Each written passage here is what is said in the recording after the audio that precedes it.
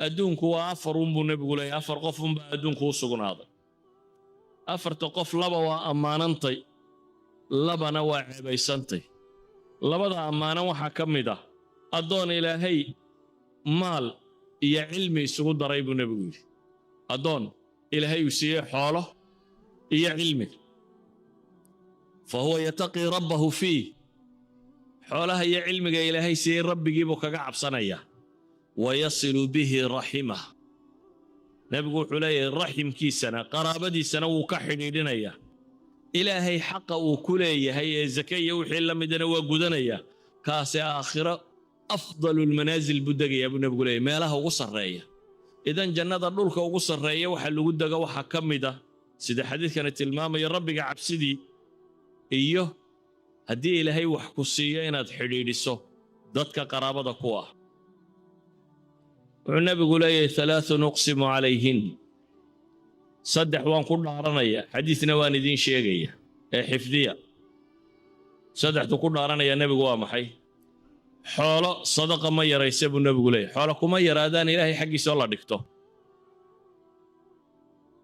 ولا ظلم عبد مظلمة ولا ظلم عبد مظلمة صبر عليها لما الظلم يا الدونة وظلم كما صبروا مع فيوس كما دلقاته إلا زاده الله عزا إلا يعفق إلهي وحقوق كردية الشرف قفنا الباب كمسألة مفر أبو النبي قولي إلا إيوه باب فقرب الله فره وحسيده هذا قبضته قال يا مسلم عدة دون طب بريض ما فينا سادر ردد النبي يقول حلي ولا فتح عبد باب مسألة قف مفر الباب كبريضة إلا يا إلهينا الباب كفقر غفره نبغى عليه الصلاة والسلام وحينو شيغي أعماشي جاهلية للسمينية وقت الإسلام ككهر ريال السمينية واي كم تاي قرابة حديد تا قفكو هدو إسلامه إنه عمل كان حتى أجر كيسي ولي وهليه ولو مركو السمينية وقالها لكن مركو إسلامي إن لقى أقبليه ولذلك ما نبغى عليه الصلاة والسلام ويمي حكيم بن حزام صحابي اللي ورنشريه وحيري إلهي الرسول كيسي يوبل كورنا الرماء سمين شري برقي الجاهلية ده وحبا مهلية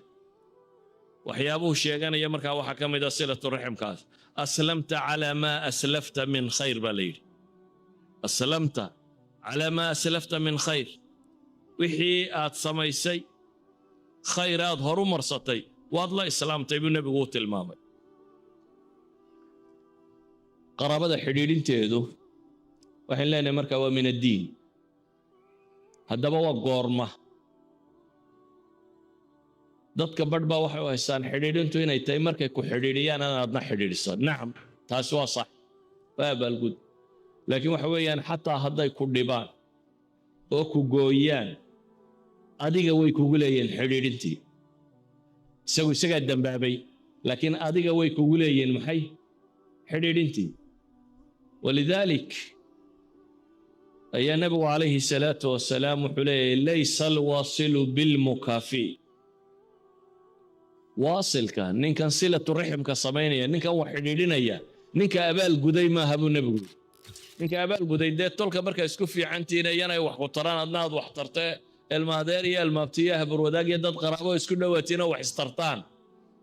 dee waad abaal guday markaa wixii lagu tarunbaad adna wax ka celisay kaa maaha buu yidhi nabigu kaynu ka hadlaynaa kaasi waa mukaafi baa la yidhi waa nin abaal lagu lahaayo abaalkii guday laakiin kaan sheegaya walaakina alwaasilu الذي إذا قطعت رحمه وصلها بنبغول واصلكو وكمرك أي قويان قرابديسو يساقو حريرية بنبغول عليه الصلاة والسلام ده القرآن كان وحكوت الله حادثة الإفك مركا يدعضي دعضي بين أبورك يلا قفا في عائشة رضوان الله عليها أبي بكر ayaa uu dhaartay wuxuu ka dhaaranayaa nimankan warka rumaystay munaafiqiin baa warta sameeyay laakiin dadka badbaa jira warka aan hubin iska rumaystay niman muslimiin oo waaweyn oo muhaajiriin iyo ansaar bale ayaa run mooday warkii oo faafiyay iyana waxa kamid ah Xasan ibn Thabit shaacirkii nabiga calayhi salaatu wasalaam oo ansaariga ahaa waxaa kaloo ka mid ah muhaajiriinta Mistax ibn Athath, waxaa ka mid ah Xamna. waxaa la yidhaahdaa dadkii faafiye ka qayb qaatay bay noqdeen. dabeeta Abibakar wuxuu ka xanaaqay Mistax ibn Athath ninkan la yidhaahdo hooyadii Abibakar baa habro wadaaga. marka Abibakar qaraabanimo iyo tolnimo daraaddeed isaga iyo hooyadiiba isagaa biila. Abibakar baa wuxuu biila Mistaxan iyo hooyadiiba Abibakar baa biila. isagoo Abibakar labadaba wax siinaya ayuu haddana inankii wuxuu wax ka sheegay maxay Caaisha ay qaraabo yihiin. Abibakar arrintii buu qaadan kari waayey markaa. wuxuu ka dhaartay inaanu wax damba siinin. waan ku dilayaa iyo wax maan samaynaya kale Abibakar ma leh, bas wax siintaydaan kaa haysanayaa buu leeyahay, wax damba ku siin maayo. ilaahay baa quraan soo dejiyey leh walaa ya'tali ulul fadli minkum was-sa'ati an yu'tuu ulil qurba yay ka dhaaranin. ilaahay baa leh kuwa dheeraadka la siiyey iyo nolosha loo ballaadhiyey yay ka dhaaranin dadka faqarada iyo muhaajiriinta ilaahay dartii u soo hijrooday inay wax siiyaan yay ka dhaaranin baa ilaahay. alaa tuxibuuna an yaghfira allahu lakum waliyacfuu waliyasfaxuu. ilaahay wuxuu dhahay ha dhaafaan oo ha ka jeestaan. miyaydan jeclayn idinba baa ilaahay leeyahy subxaana wa tacaala in ilaahay dembigiina dhaafo. idan Abibakar waxaa la farayaa iyadoo Mistax uu dhibta tan geystay haddana inuu weli xidhiidhiyo oo wax siiyo. ayuha alaxiba, waxa uu nabigu tilmaamaya calayhi salaatu wasalaam man sarahu an yubsita calayhi risquhu aw yunsa'a fii atharihi falyasil raximah. ninkii jecel in arsaaqda loo waasiciyo cimrigana loo dheereeya tolkii ha xidhiidhiya buu nabigu yidhi calayhi salaatu wasalaam. yacni min asbaab lagu ballaadhiyo qofka arsaaqda ilaahay ugu ballaadhiyo waxaa ka mid ah inaad qaraabada xidhiidhiso, inaad kahanin marka wax lagu weydiiyo.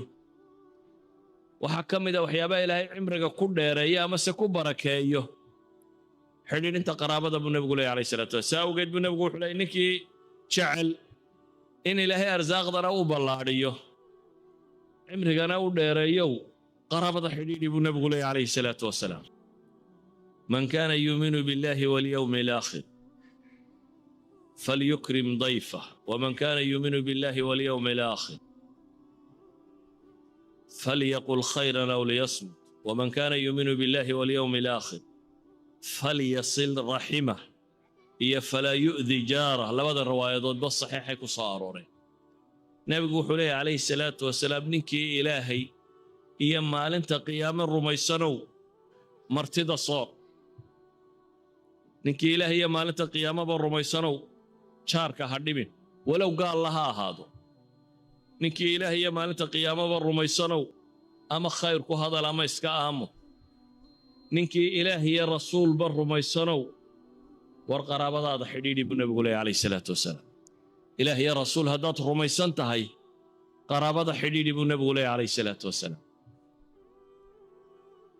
waxaa ka mid ah axaadiista nabiga calayhi salaatu wasalaam wuxuu inoogu tilmaamayo inay yihiin dadka u mudan ee sadaqa la siiyo. markaad wax bixinayso dadka ugu mudan ee wax la siiya inay iyaga yihiin. waxaa dhacday Maymuuna bintulxaaris haweenaydii la odhan jiro oo ka mid ah haweenkii uu nabigu qabay calayhi salaatu wasalaam. axaadiistan inta badan saxiixaynka ku soo arooray aan akhrinaya. ayaa gabadh yaroo waliida gabadh yaroo ay haysatay oo addoon yar u ahayd ayay xoraysay. dabeetana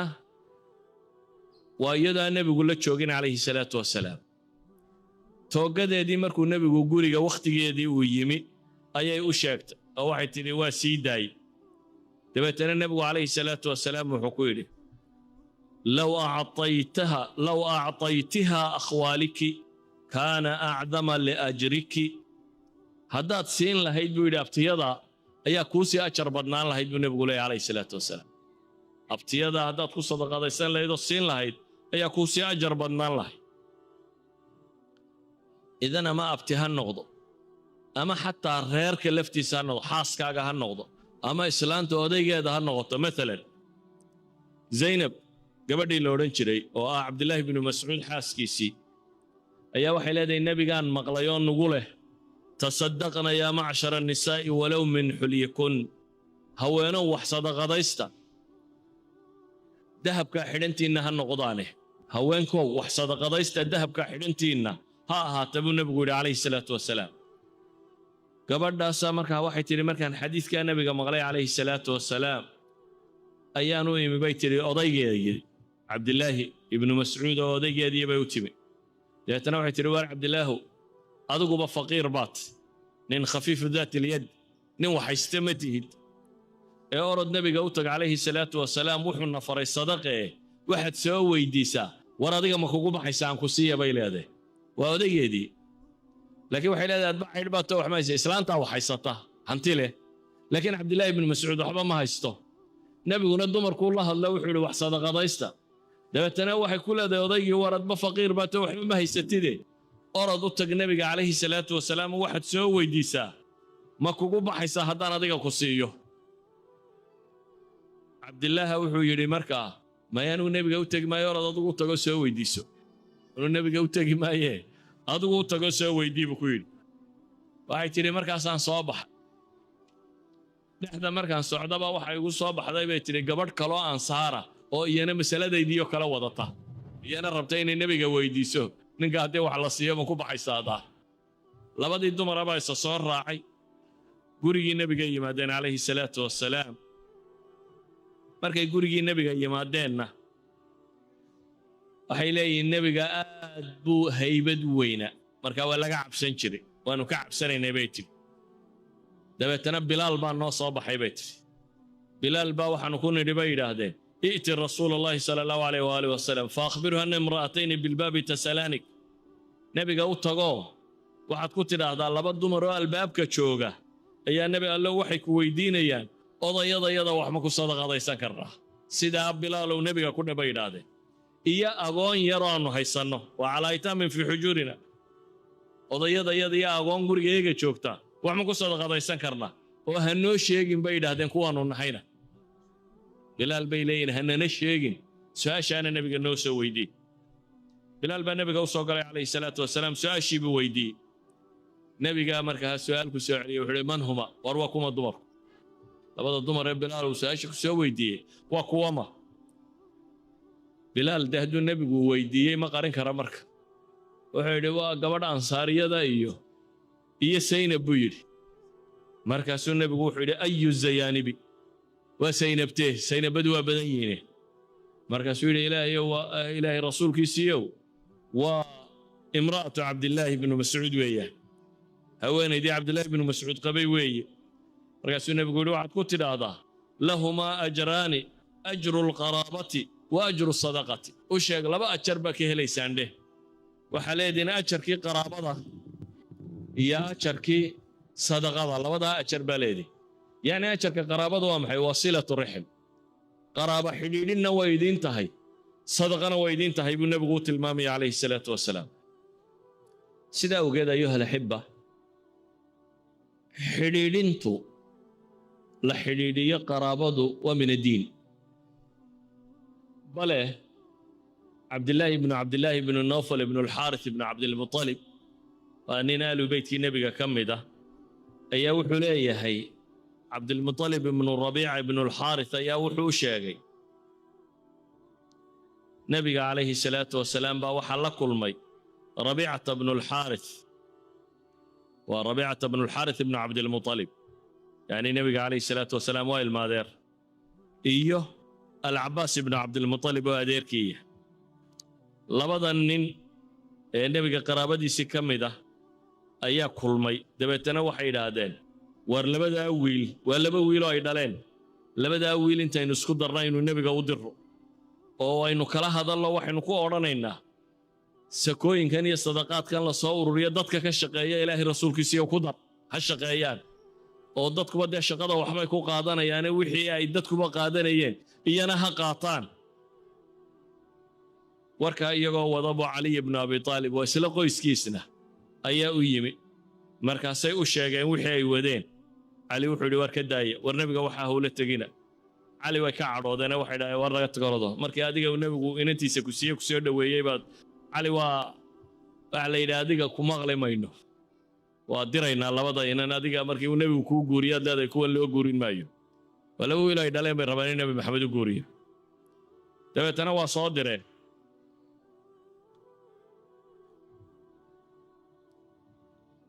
markii ay diideen cali wuxuu ku yiri hadaba labadooda dira idinku ha raacine labada yaryarun waa u tagaan nabiga waxa weydiistaan idinku hadha labadiina nin waaweyn labada yarraba la soo markii salaadii duhur la tukaday ayaanu albaabka uga dheeraynay bay dhahdeen nabiga u sii fadhiisan markii uu albaabka noogu yimaanagoo fadhfadhinu dhagaana qabtay bay dhahdeen nabiga kaleey salaatu wasalaam wuxuu ku yiri marka akhrija ma tusarriraan waxa qarsanaysaan ii sheega buu yiri soo saara wixii qarsanaysay haba meesha la fadhidaane sheega buu nabigu ku yiri kaleey salaatu wasalaam wuuna soo kaxeeyo guriguna geeyay buu yiri wuxuu maalinta joogay beelayn gurigii Zaynab bint Jahash haweenkii nabiga haweenay kamid ah hadalkii baan isku riixnay buu yiri war adigu hadal labadayadii markii dambe midkood baa hadlay waxay nabiga ku yiri anta abarru naas wa awsalu naas dadka adaa u samafal badan oo u xidhiidhin badan deanaguna rag waaweyn oo qaan gaaray baanu nahay te waxnu kuugu nimeynad xoolaha sadaqada inaad wal caamiliina calay hadii naga dhigto xoolaha sadaqada inaad nagu dartid oo dadkuba wuxuu hadhow shaqada ku helaya wax la mid aanu ku helo dabeetana nabigu wuxuu ku yiri kaleey salaatu wasalaam oo aamusay in doora markuu aamusnaa ayuu wuxuu yiri ninka xadiiska warinay wuxuu leeyahay Zaynab oo xagga dambe fadhida ayaa noo gacan haadinayso le war aamusa hal hadina ku celinina hadal nabigu markaas uu la hadlo wuxuu yiri in sadaqa la tanbaghi li ali muhammad inma hiya awsaq an-nas warzakadu reer nabi muhammad uma cuntanta buu ku yiri nabigu kaleey salaatu wasalaam waa wasakhdii dadku iska soo saaray yani aalu baytka nabiga sadaqadu mamnuuc bay ka tahay ma qaataan dabeetana wuxuu nabigu leeyahay aalu baytku sadaqa ma qaataan ad'uwa liya mahmiya nin mahmiya la yiraahdo waa ninkii khumuska nabiga hayay yani nabigu fayga xoolaha jihaadka lagu soo helo khumus kamida buu leeyahay 1/5 $5 ninkii khumuska mas'uulka ka ahaa ayuu yiri igu yeera iyo nin kale oo ilmaadeeriin oo la yiraahdo Nawfal ibn al-Harith ibn Abd al-Muttalib labada igu yeera buu yiri labadii baa u yimi محمية نكي لورين شريب النبي وحو كويري أنكح هذا الغلام ابنتك إن كان إن أنت هذا أقوري بكويري وأوقات فريست النبي عليه الصلاة والسلام دبتنا لبدا ويلمي دوا الفضل ابن عباس وعبد الله بن عباس والالكي دبتنا وحو كويري محمية إن أنت هذا ويل كانوا قوري نوفل ابن الحارث ابن عبد المطلب نوحو كويري أنكح هذا الغلام ابنتك أدقنا wiil kan kale gabadhaada u gooray yani labadii nin uu yeeray laba hawlood ay kala dhaleen buu wuxuu leeyahay labadan inan ha loo gooriyo maxmiyana wuxuu kale ku yiri xoolaha sadaqada ma aha xoolaha fayga ee aad hayso astiqanhuma min al-khubus kada wa kada wa kada waxaad ka siisaa xoolaha faygana inta ka siibu nabigu kaleey salaatu wasalaam يعني حديثك waxay ku tilmaamayaan oo dalishanayaan culimadu sidoo nabigu qaraabada u xidhiidinayay inuu xataa u guurinayay oo u geed fariisanayay oo ka bixinayay wixii kharash ku baxayayna uu nabigu kaleey salaatu wasalaam soo ka bixinayay hadaba marka warka soo duubno silada riximka la xidhiidhiya koo waxaan leenahay waxay ka mid tahay diinta waxyaabihi ugu soo hordagay bale waxay ka mid tahay waxyaabihii jaahiliyada carbeed bay ammaanta u taqaanay diintuna sugtay ilaahay subxaanahu wa tacaala uu sugayo qur'aan aad u badanina waati dal qurba xaqahu meedhanaya oo dal qurbaha in ixsaan loo sameeyana uu soo arooray nusuus tiro badan nabiga calayhi salaatu wasalaamna oo ka soo aroortay inuu intaan ka soo qaadanay nusuustaasi oo sheegaysa cahdigii maka iyo cahdigii madiina baynu nabigu masaladan ka hadlayay nusuustaasi oo sheegaysa in ilaahay uu ku barakeeyo dadka ficilkan sameeya nusuustaasi oo sheegaysa arsaaqda iyo guurku arsaaqda iyo da'duba cimriguba in ilaahay subxaanahu wa tacaala ku barakeeyo idan waxaynu leenahay markaa islaamku wuxuu farayaa dadku bulshadu inay isku xidhnaato dawaa'ir kala dambaysana way isugu xidhantay daa'ira al-uula naftaada marka la dhaafo ee ehelka iyo qaraabada waa waalidiinta waxaa ku sii xiga markaasi qaraabadii waxaa ku sii xiga jaarkii waxaa ku sii xiga masaakiintii iyo agoontii iyo dadkii kale ee ducafaalu mujtamac waxaa ku sii xiga bulshada dhammaanteed waxaa ku xiga almukhaalifiin kuwa xataa diin ahaan aydan isku waafaqsanayn xidhiidhkaa loo samaynayana waa xidhiidh kelima tayiba waa sadaqa taladu waa sadaqa dulmigu aad ka joojisaa waa sadaqa maalku aad siisaa waa sadaqa yacni waxa laaliya wuxuu nebigu sadaqa ku sheegay oo dhammi waxay geli karaan inay noqdaan maxay silatu raxim haddaba westranka markaynu taagannay dadku maxay u shaqaysan waayeen iyo waa private dadku inay shaqaystaan waa lagula taliyaa laakiin laguma qadiyo